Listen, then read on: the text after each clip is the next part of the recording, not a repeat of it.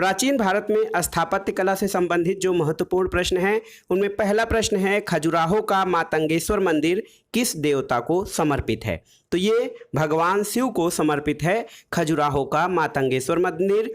100 से अधिक बौद्ध गुफाएं कहाँ स्थित हैं? ये कन्हेरी महाराष्ट्र में। पालीताड़ा मंदिर किस नगर में अवस्थित है? भावनगर गुजरात में। त्रिमूर्ति के नाम से कौन सी गुफा विख्यात है? वो है एलिफेंटा गुफा। एलिफेंटा की गुफा त्रिमूर्ति के नाम से विख्यात है। अगला है दोस्तों, खजुराहो के मंदिर हिंदू और जैन धर्म से संबंधित है।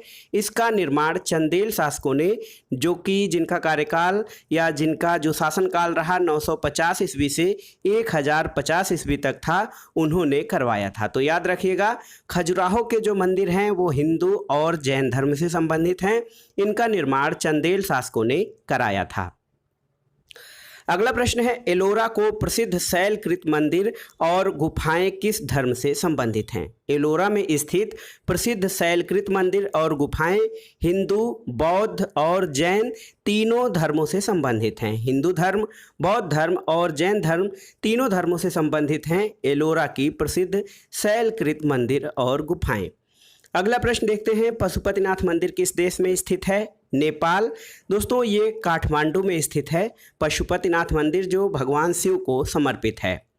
बौद्ध गुफा मंदिरों में कौन सबसे प्रसिद्ध है? ये है अजंता, जो महाराष्ट्र में स्थित है। अगला प्रश्न है, एलोरा गुफाओं का निर्माण किस वंश के शासकों ने कराया था? तो राष्ट्रकूटों ने एलोरा गुफाओं का निर्माण कराया था। प्रसिद्ध नैमिषारण्य तीर्थ किस जनपद में है? तो ये उत्तर प्रदेश के सीतापुर जिले में स्थित है नैमिषारण्य। शैलकृत मंदिर स्थापत्य का आश्चर्य किसे माना जाता है? कैलाश मंदिर, जो कि एलोरा में स्थित है, इसको शैलकृत मंदिर स्थापत्य का आश्चर्य माना जाता है। दोस्तों एलिफेंटा के शैलकृत मंदिरों को स्थापित करने का श्रेय राष्ट्रकूट शासकों को दिया जाता है और यहाँ की गुफाएं शैव धर्म से संबंधित हैं। तो याद रखिएगा, जो एलिफेंटा के शैलकृत मंदिर हैं ये राष्ट्रकूटों द्वारा निर्मित किए गए थे और यहाँ की गुफाएं जो हैं, यानी एलिफेंटा के शैलकृत गुफाएं शैव धर्म से संबंधित हैं। अगला है कि एलोरा के प्रसिद्ध शिव मंदिर का निर्माण किस राष्ट्रकूट शासक ने कराया था? तो ये हैं कृष्ण प्रथम द्वारा एलोरा के प्रसिद्ध शिव मंदिर का निर्माण कराया गया था। अंकोरवाट का विष्णु मंदिर कहाँ पर स्थित है? ये कंबोडिया में है। और किस धर्म को राष्ट्रकूटों का संरक्षण प्राप्त था? जैन धर्म को। कोणार्क सूर्य मंदिर का निर्माण किस शासक ने कराया था? नरसिंहदेव बर्मन ने कोणार्क के सूर्य मंदिर का निर्माण कराया था और कोणार्क के सूर्य मंदिर को ब्लैक पैगोंडा भी कहा जाता है। दोस्तों कोणार्क का सूर्य मंदिर उड़ीसा में स्थित है। मोढेरा का सूर्य मंदिर किस राज्य में स्थित है? तो मोढेरा का सूर्य मंदिर गुजरात में है। जगन्नाथ मंदिर, दोस्तों प्रसिद्ध जगन्नाथ मंदिर ये ओडिशा में स्थित है। अगला प्रश्न देखते हैं, भुवनेश्वर और पुरी मंदिर का निर्माण किस शैली में हुआ है? नागर शैली में। और द्रविड़ शैली के मंदिरों में गोपुरम का क्या तात्पर्य है? तोरण के ऊपर बने अलंकृत और बहुमंजिला भवन से संबंधित है गोपुरम। तो ये द्रविड़ शैली की प्रमुख विशेषता है और गोपुरम का अर्थ होता है तोरण के ऊपर बने अलंकृत और बहुमंजिला भवन। अगला है कि दोस्तों उड़ीसा के भुवनेश्वर में स्थित लिंगराज मंदिर वहाँ के नष्ट हुए मंदिरों में सबसे अधिक बड़ा और सबसे ऊंचा मंदिर है। उड़ीसा के भुवनेश्वर में लिंगराज मंदिर था, जो कि नष्ट हुए मंदिरों में सर्वाधिक बड़ा और सबसे ऊंचा मंदिर है। चट्टानों को काटकर महाबलीपुरम का मंदिर किन शासकों द्वारा बनवाया गया था? तो पल्लव शासकों द्वारा। और प्राचीन नगर तक्षशिला किन दो नदियों के मध्य स्थित था? सिंधु और झेलम नदी के बीच स्थित था तक्षशिला। ऐतिहासिक दिगंबर जैन तीर्थस्थली सोनगिरी कहाँ पर स्थित है? तो दोस्तों सोनगिरी, जो कि एक जैन तीर्थस्थल है, मध्य प्रदेश में स्थित है। प्रसिद्ध विरूपाक्ष मंदिर कहाँ पर स्थित है? विरूपाक्ष मंदिर हम्पी कर्नाटक में स्थित है। और आदि शंकराचार्य ने ज्योतिर्मठ उत्तराखंड, शारदा मठ द्वारका, गोवर्धन मठ पुरी और वेदांत मठ श्रृंगेरी की स्थापना की थी। तो आदि शंकराचार्य द्वारा स्थापित जो 4 मठ रहे उनमें ज्योतिर्मठ, जो कि उत्तराखंड में है, शारदा मठ द्वारका में, गोवर्धन मठ पुरी में और वेदांत मठ श्रृंगेरी की स्थापना इनके द्वारा की गई थी। अगला प्रश्न है कि भारत के सांस्कृतिक इतिहास के संदर्भ में पंचायतन शब्द किसे निर्दिष्ट करता है? तो पंचायतन का जो अर्थ होता है मंदिर रचना शैली से संबंधित है। और गंगैकोंड चोलपुरम के मंदिर का निर्माण किस शासक ने करवाया था? राजेंद्र चोल ने। राजराज चोल द्वारा निर्मित बृहदेश्वर मंदिर किस शैली का उदाहरण है? तो बृहदेश्वर मंदिर जो है ये द्रविड़ शैली का उदाहरण है। बोरोबुदुर का प्रख्यात स्तूप कहाँ पर स्थित है? इंडोनेशिया के जावा द्वीप पर। अब आइए देखते हैं मंदिर स्थापत्य कला से संबंधित कुछ मंदिर और उनकी अवस्थिति के बारे में। तो ऐरड़ का विष्णु मंदिर, ऐरड़ जो सागर जिला मध्य प्रदेश में स्थित है। भूमरा का शिव मंदिर, भूमरा सतना जिला मध्य प्रदेश में है। सिरपुर का लक्ष्मण मंदिर, सिरपुर रायपुर जिला छत्तीसगढ़ में स्थित है। तिगवा का विष्णु मंदिर, तिगवा जो कि जबलपुर मध्य प्रदेश में स्थित है। नचना कुठार का पार्वती मंदिर, नचना कुठार पन्ना मध्य प्रदेश में है। भीतर गांव का कृष्ण मंदिर दोस्तों, भीतर गांव कानपुर में, ये उत्तर प्रदेश में स्थित है। पिपरिया का विष्णु मंदिर, पिपरिया सतना जिला मध्य प्रदेश में है। और देवगढ़ का दशावतार मंदिर, देवगढ़ ललितपुर जिला उत्तर प्रदेश में स्थित है। भीतर गांव का कृष्ण मंदिर और देवगढ़ का दशावतार मंदिर ये यूपी स्पेशल के लिए भी बहुत ही महत्वपूर्ण है।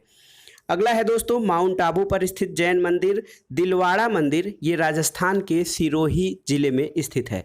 दिलवाड़ा माउंट आबू का प्रसिद्ध जैन मंदिर जो कि दिलवाड़ा मंदिर है, ये राजस्थान के सिरोही जिले में स्थित है। अब आइए देखते हैं दक्षिण भारत के राजवंश और संगम युग से संबंधित महत्वपूर्ण प्रश्न।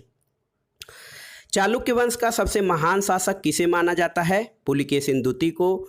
दक्षिण भारत का कौन सा राजवंश अपनी नौ सैनिक शक्ति के लिए प्रसिद्ध है? ये चोल वंश था। मामल्लपुरम में रथ स्मारकों का निर्माण किस वंश के शासकों ने कराया था? पल्लव वंश के शासकों ने। महाबलीपुरम के रथ मंदिरों का निर्माण किसने करवाया था? नरसिंह वर्मन प्रथम ने। पांड्य राज किस वस्तु के उत्पादन के लिए प्रसिद्ध था? मोतियों के उत्पादन के लिए। और चोल राज में निर्मित नटराज की कांस्य प्रतिमा की देवाकृति किस आकार की है? तो जो नटराज प्रतिमा है, नटराज की कांस्य प्रतिमा, इसे चोल काल में जो है वो मूर्तिकला का सबसे विशिष्ट नमूना माना जाता है। ये चतुर्भुज आकार की देवाकृति है। दक्षिण भारत में चोल काल के स्थापत्य में विश्व की श्रेष्ठतम प्रतिमा नटराज की प्रसिद्ध कांस्य मूर्ति को माना जाता है। कवि कालिदास के नाम का उल्लेख किस अभिलेख में हुआ है? तो ऐहोल से उत्कीर्ण लेख में महाकवि कालिदास के नाम का उल्लेख हुआ है। चोलों का राज्य किन क्षेत्रों में विस्तृत था? कोरोमंडल तट और दक्कन के कुछ भागों में चोलों का राज्य स्थित था। और किस राजवंश के शासक अपने शासनकाल में ही अपना उत्तराधिकारी घोषित कर देते थे? बहुत ही महत्वपूर्ण है दोस्तों, चोल वंश के शासक जो थे वो अपने शासनकाल में ही अपना उत्तराधिकारी घोषित कर देते थे। चोल साम्राज्य को अंततः किसने समाप्त किया था? मलिक काफूर ने। मलिक काफूर ने अंत में चोल साम्राज्य को समाप्त किया था। आइए देखते हैं संगमकालीन प्रमुख साहित्य और उनके रचनाकारों के संबंध में। तिरुक्कुरल या कुरल, तो इसके रचनाकार तिरुवल्लुर को माना जाता है। अहनार रुद्र शर्मन को। तो तोलकाप्पियम दोस्तों, ये तोलकाप्पियर इसके रचनाकार माने जाते हैं। जीवक चिंतामणि तिरुक्त देवर को। और शिल्पादिकारम ये इलंगो आदिगल को माना जाता है। मणिमेखला के रचनाकार शीतल लयसत्रानार हैं और मरुगरूपोद्याय के नक्की रर हैं इसके साहित्यकार। अगला प्रश्न देखते हैं दोस्तों, साहित्य और इस प्रमुख राजवंश, इनकी राजधानी और संस्थापकों के विषय में। तो देखिए, बहुत बार आपको मिलान के लिए भी ये प्रश्न पूछे जाते हैं। चोल वंश की राजधानी तंजौर थी और चोल वंश के संस्थापक विजयालय माने जाते हैं। पल्लव वंश की राजधानी कांचीपुरम थी और इसके संस्थापक सिंह विष्णु थे। राष्ट्रकूट की राजधानी मान्यखेत थी, संस्थापक दंतिदुर्ग। होयसल वंश की राजधानी द्वार समुद्र है और होयसल वंश के संस्थापक विष्णुवर्धन थे। काकतीय वंश की राजधानी अमकोंड थी और बीटा प्रथम ने इस वंश की स्थापना की थी। गंग वंश की राजधानी कुवलाल और तालकंड थी और वज्रहस्त पंचम ने गंग वंश की स्थापना की थी। पाल वंश की राजधानी मुंगेर है, संस्थापक गोपाल। सेन वंश की राजधानी लखनौती और सामंत सेन इसके स्थापक थे। पांड्य वंश की राजधानी बहुत ही महत्वपूर्ण है मदुरै और संस्थापक नेडियोन थे। गुर्जर प्रतिहार वंश की राजधानी कन्नौज और संस्थापक नागभट्ट प्रथम। इसके अलावा चालुक्यों की 3 श्रेणियां हैं। कल्याणी के चालुक्यों की राजधानी जो है वो मान्यखेत या कल्याण थी। इसके संस्थापक जो थे तैलप द्वितीय थे।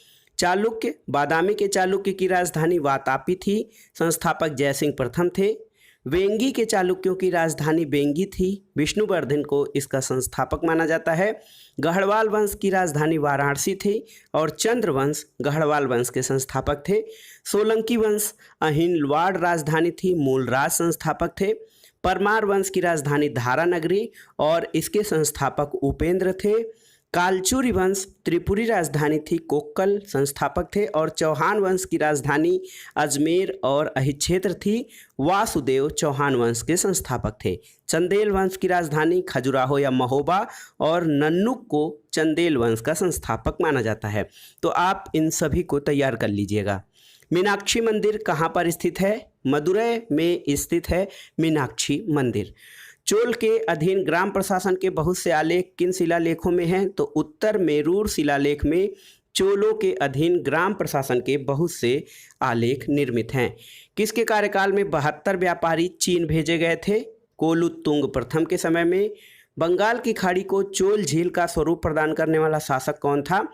तो नौसैनिक विस्तार के कारण राजेंद्र प्रथम ने बंगाल की खाड़ी को चोल झील का स्वरूप प्रदान किया था। संगम साहित्य में किस दक्षिणी राजवंश का उल्लेख नहीं मिलता है? कदम्ब राजवंश का उल्लेख संगम साहित्य में नहीं मिलता है। धार्मिक कविताओं का संकलन कुरल किस भाषा में रचित है? तो ये तमिल भाषा में था। और कदम्ब राजाओं की राजधानी कहाँ पर स्थित थी? बहुत ही महत्वपूर्ण प्रश्न है। बनवासी, वनवासी में स्थित थी कदम्ब राजाओं की राजधानी। दोस्तों, कदम्ब राज्य की स्थापना मयूर शर्मन ने की थी और कदम्बों ने 4वीं शताब्दी में उत्तरी कर्नाटक और कोकण में अपनी सत्ता स्थापित की थी। तमिल रामायण अथवा रामावतारम के लेखक कौन थे? तो दोस्तों, कंबन जो हैं वो तमिल रामायणम अथवा रामावतारम के लेखक थे। श्रीलंका को पूर्ण स्वतंत्रता किस चोल राजा ने प्रदान की और सिंघल के राजकुमार के साथ अपनी पुत्री का विवाह किया था? ये था कोलुत्तुंग प्रथम। और चोल जो हैं वो दक्षिण भारत में उत्तम ग्राम प्रशासन के लिए जाने जाते हैं। तो ग्राम प्रशासन की महत्वपूर्ण विशेषताओं को धारित करने वाला जो साम्राज्य था वो था चोल वंश। दक्षिणी भारत का प्रसिद्ध तक्कोलम का युद्ध किनके बीच हुआ था? चोल और राष्ट्रकूटों के बीच। और वह बंदरगाह जिसका उल्लेख पोडू के नाम से the Periplus of the Erythraean Sea के लेखक ने किया है, तो पोडू के नाम से अरिकामेडू का उल्लेख जो है वो इस बंदरगाह का उल्लेख पोडू के नाम से अरिकामेडू बंदरगाह का उल्लेख किया गया है। संगम साहित्य में वर्णित कन्नगी या कर्डगी कौन है? तो तमिल महाकाव्य मणिमेखलय की नायिका जो है उसको कन्नगी कहा गया है। चेर राजाओं में सबसे प्रसिद्ध सेनगुट्टवनु था जो कि नेदुनजेरल का पुत्र था। चेर राजाओं में सबसे प्रसिद्ध सेनगुट्टवन था जो नेदुनजेरल का पुत्र था। इसके काल में विशेष घटना पत्नी पूजा या पत्नी या कर्डगी पूजा प्रारंभ हुई, जिसमें आदर्श और पवित्र पत्नी की मूर्ति की पूजा की जाती थी। अगला प्रश्न है कि संगम युग का कौन सा ग्रंथ बौद्ध धर्म से संबंधित था? मणिमेखलय। दक्षिण भारत के किस वंश के राजा ने 26 ईसा पूर्व में रोम में एक दूत भेजा था?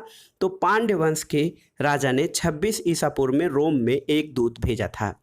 अगला प्रश्न है तोलकाप्पियम ग्रंथ किससे संबंधित है? तो ये तोलकाप्पियम जो है वो तमिल व्याकरण और काव्य से संबंधित ग्रंथ है और तोलकाप्पियम संगम तमिलों का प्राचीनतम उपलब्ध ग्रंथ माना जाता है।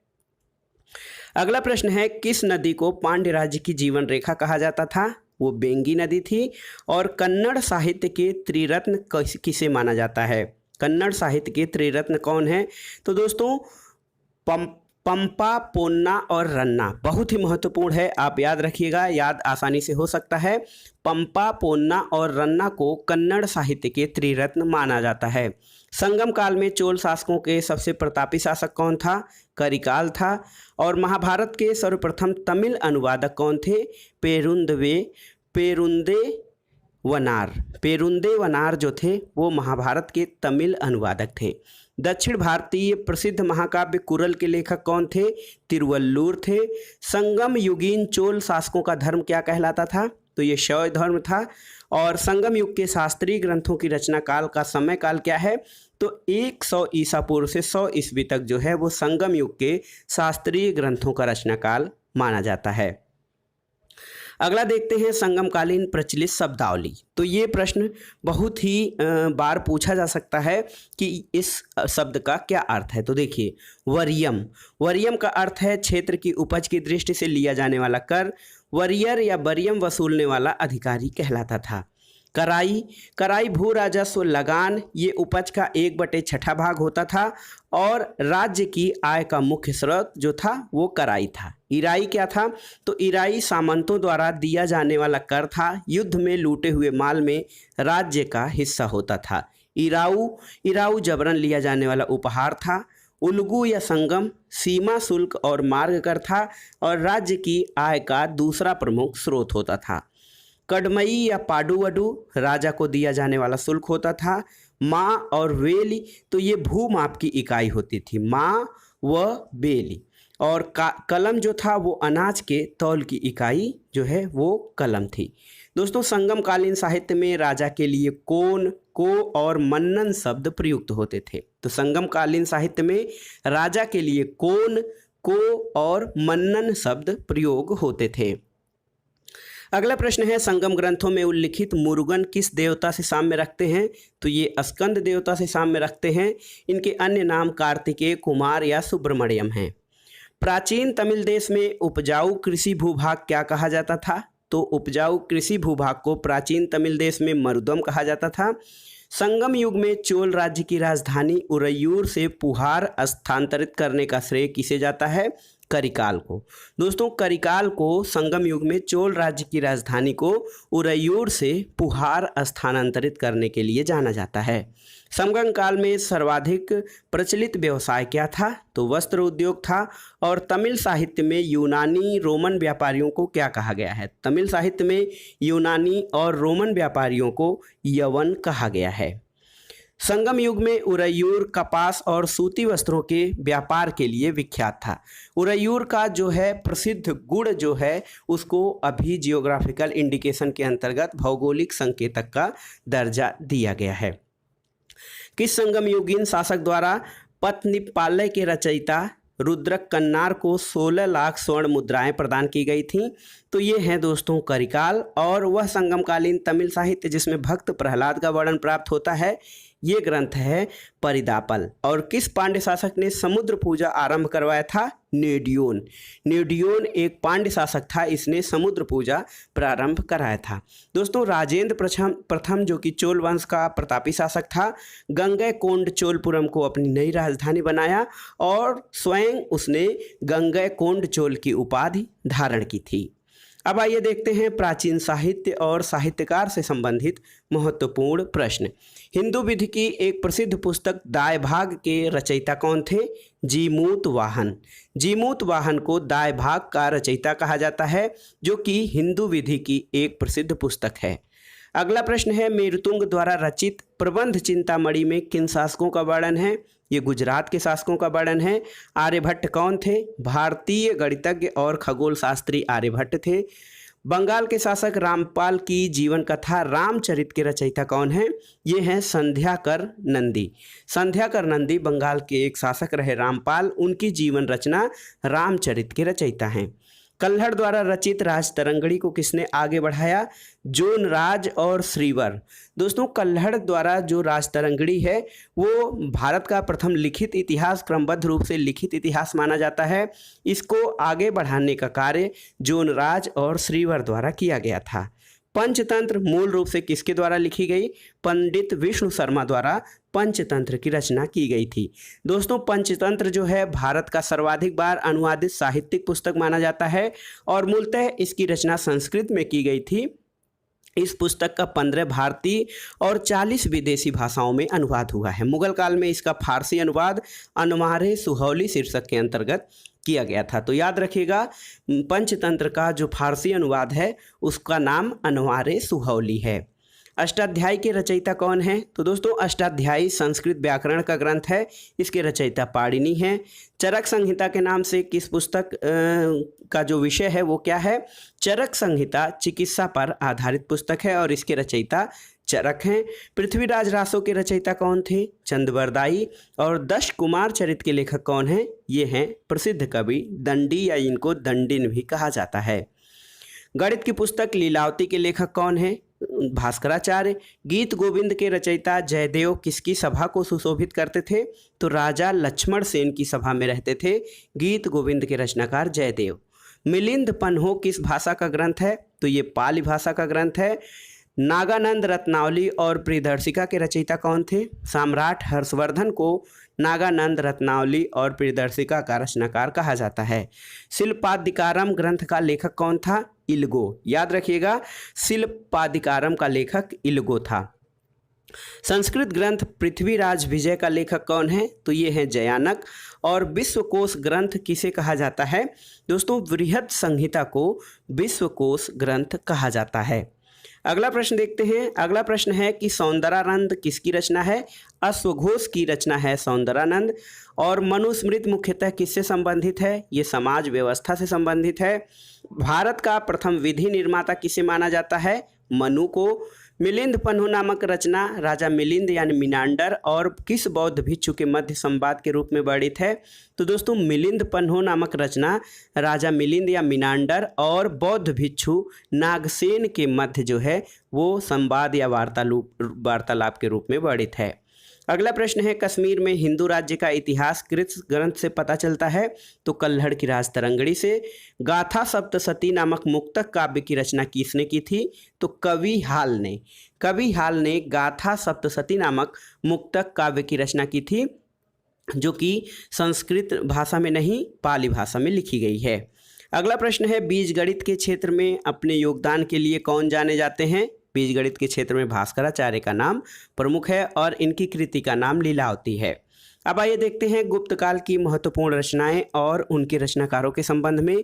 कालिदास की जो रचनाएं हैं वो है मालविकाग्निमित्रम, अभिज्ञान शाकुंतलम, मेघदूतम, ऋतुसंहारम, कुमार संभवम, रघुवंशम और विक्रमोर्वशीयम। विशाख दत्त की रचना देवी चंद्रगुप्तम और मुद्रा राक्षस है। दंडिन की रचना 10 कुमार चरित्र और काव्य दर्शन। सिद्धसेन की रचना न्यायावतार। भास की रचना स्वप्नवासवदत्तम और चारुदत्तम। विष्णु शर्मा की रचना है पंचतंत्र। चरक की रचना चरक संहिता जो कि चिकित्सा शास्त्र पर आधारित है। आर्यभट्ट की रचना है ब्रह्म सिद्धांत। बुद्ध घोष की रचना है विशुद्धिमग्ग।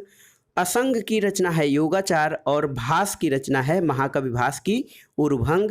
भारवी किरात अर्जुनीयम के रचनाकार हैं और अमर सिंह की रचना है अमरकोश। वत्स भट्टी की रचना रावण वध है और चंद्रगोमिन चंद्र व्याकरण के रचनाकार हैं। वाराह मिहिर, दोस्तों वाराह मिहिर प्रसिद्ध ज्योतिष शास्त्री और खगोल शास्त्री थे। इनकी रचना है बृहद संहिता और पंच सिद्धांतिका। आर्यभट्टियम के रचनाकार हैं और शूद्रक की रचना है मृक्ष कटिकम। दोस्तों महाभाष्य के लेखक पतंजलि थे। ये शुंग काल के शासक पुष्यमित्र शुंग के समकालीन और उनके पुरोहित थे।